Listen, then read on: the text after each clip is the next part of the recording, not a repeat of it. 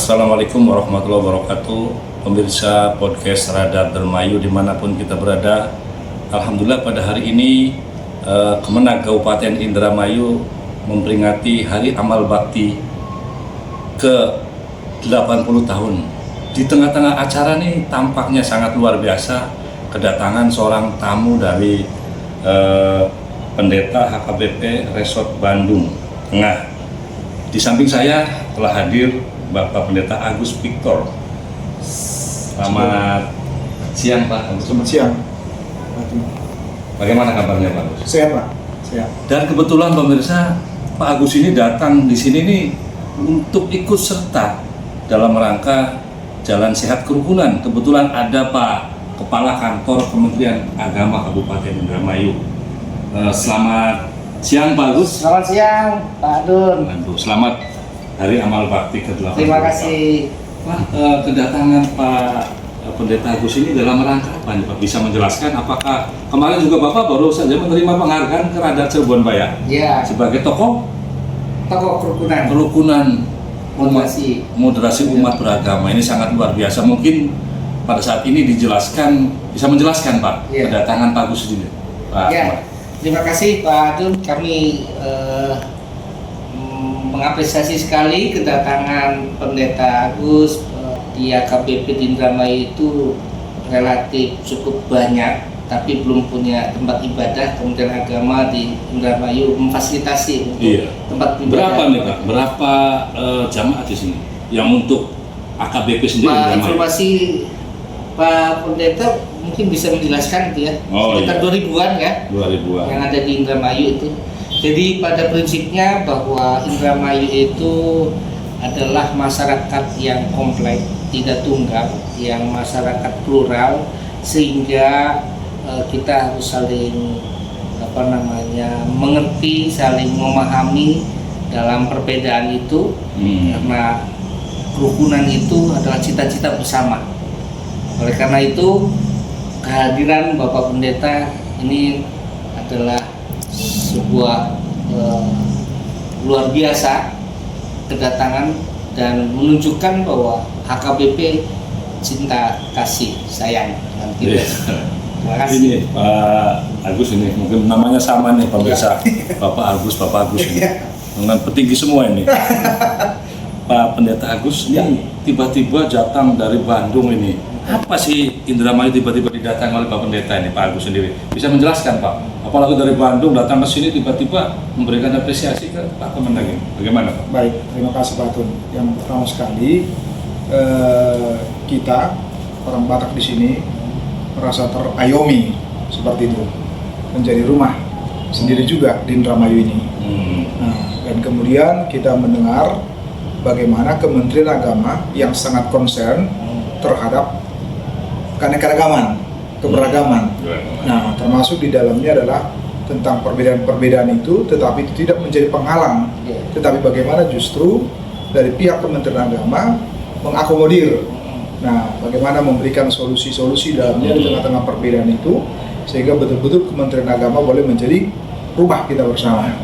Nah, jadi artinya menampung apa yang menjadi aspirasi kita, pikiran kita, kerinduan kita seperti itu, Pak Tun, sampai nanti dengan seizin Tuhan bisa mendirikan dan ada rumah ibadah sendiri. Itu yang kita sangat di Indramayu. Kalau untuk Jawa Barat sendiri Pak Agus, Bapak Pendeta ini mungkin ada nggak seperti di Indramayu? Sampai dengan saat ini saya mendengar itu belum ada. Oh, belum ada, baru di Indramayu. Iya, dan dalam pengalaman saya sudah ke Surabaya, saya sudah dari Jakarta, kemudian dari wilayah Sumatera Utara Langkat.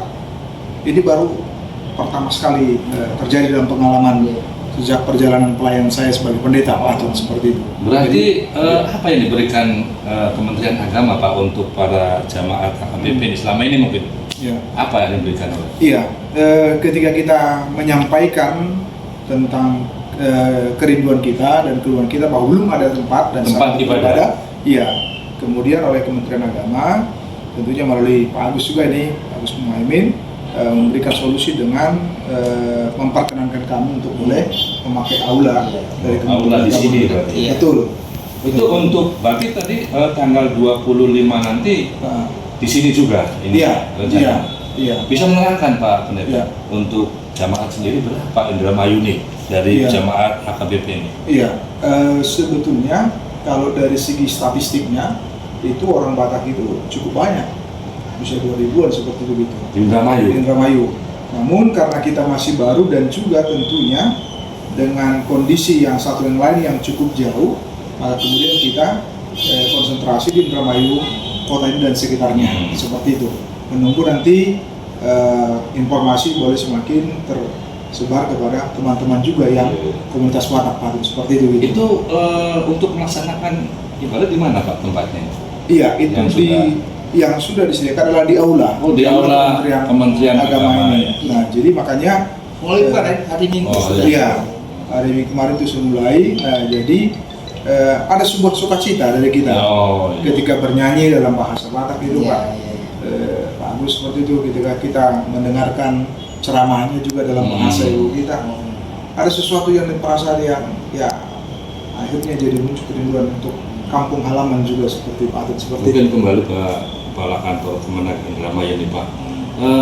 Upaya apa Pak yang diberikan oleh kepala kantor keagamaan nih Pak? Kementerian Agama lah dalam hal ini, apakah sesuai dengan aturan atau SKB 3 itu seperti apa sebenarnya biar masyarakat tahu gitu? Iya. Untuk jangan sampai ada terjadi apa istilahnya ada anggapan-anggapan kok orang ini aja HKBP yang diberikan tempat ibadah. Barangkali itu bisa menjelaskan Pak. Terima kasih. Ya, berdasarkan aturan bahwa kantor itu bisa memfasilitasi umat beragama yang tidak punya tempat ibadah, tetapi sifatnya sementara. Oh, sementara. Iya, sifatnya sementara karena HKBP di Indramayu itu belum punya tempat ibadah, maka sementara kami fasilitasi di aula. Jadi pesan kami begini Pak Adun, bahwa kalau di Indramayu mungkin mayoritasnya Muslim, tetapi kalau di Flores, di Ternate mungkin Muslim adalah minoritas di sana.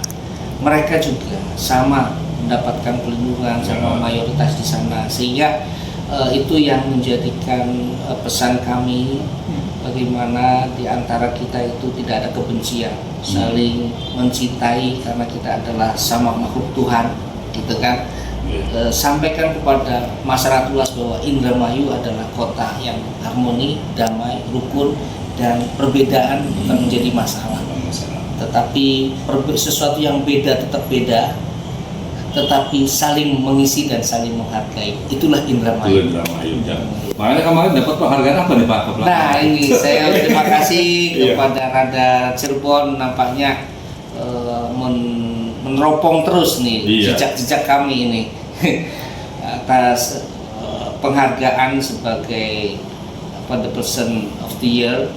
Bagi kami penghargaan bukan kami, tetapi penghargaan buat keluarga besar Kementerian Agama yang terus berkomitmen bahwa kami memberikan pelayanan semua kelompok, semua orang, semua agama, karena kami di birokrasi ini bukan dilayani tapi melayani untuk semua orang. Pak, apa lah ini? Di kantor Kemenang sendiri kan ada pegawai itu, ada pegawai, ada dari Buddha, ada dari Nasrani, ada dari Hindu, itu seperti apa sebenarnya? Mereka kerjanya untuk apa itu? Kami punya pegawai penyuluh penyuluh dari Buddha, penyuluh dari Katolik, dari Protestan. Kantornya sama di situ? Kantornya sama di kita. Jadi kita sudah terbiasa dengan perbedaan. Nah, tugasnya ketika memberikan bimbingan pada kelompok Katolik, maka penyuluh Katolik yang hadir yang hadir di sana. Begitu Protestan, maka yang hadir adalah penyuluh Protestan memberikan jamaahnya, gitu kan. Begitupun yang Buddha, kita punya penyuluh Buddha. Iya, saya pikir ketika kita dibangun dengan saling memahami, saling mencintai, indah sekali ini di Indramayu. Dengan komitmen itu, insya Allah terjaga kerukunan umat beragama yang baik di Indramayu. Nah, untuk tenaga sendiri, apakah mereka itu diplot dari Jawa Barat atau dari negara atau dari mana, Pak? Ya, kebetulan itu PNS, CPNS ya. Sekarang sudah PNS. Oh, PNS. Timan dari pusat. Ya, yang membidangi karena di Indramayu ada kelompok beragama minoritas, maka butuh juga penyuluhan itu. dan Indramayu sudah lengkap semua berarti ya. Iya, sudah ada bahwa tenaga pegawai kita penyuluh yang memberikan rohani pada agama non-muslim. Mungkin Pak Agus lagi kembali nih Pak Pendeta Agus nih Pak. Bagaimana melihat kondisi Indramayu yang begitu sangat harmonis sekali Pak, menurut pandangan Bapak nih, untuk diberikan masukan kepada baik itu pemerintah Jabar maupun tingkat nasional Pak, harapannya Pak. Baik, terima kasih Agung dan juga terima kasih Pak Agus. Saya pikir ini sesuatu yang luar biasa. Ibadah kita baru mulai di aula pada minggu kemarin, sehingga kami menganggapnya adalah sebuah kado Natal begitu. Karena hari esok akan merayakan Natal. Iya. Nah, kami menganggapnya ini sesuatu yang luar biasa yang patut diapresiasi ketika merindukan merayakan Natal dengan seperti kita di sana dengan bernyanyi dalam bahasa Batak seperti itu, dan akhirnya bisa terakomodir seperti itu.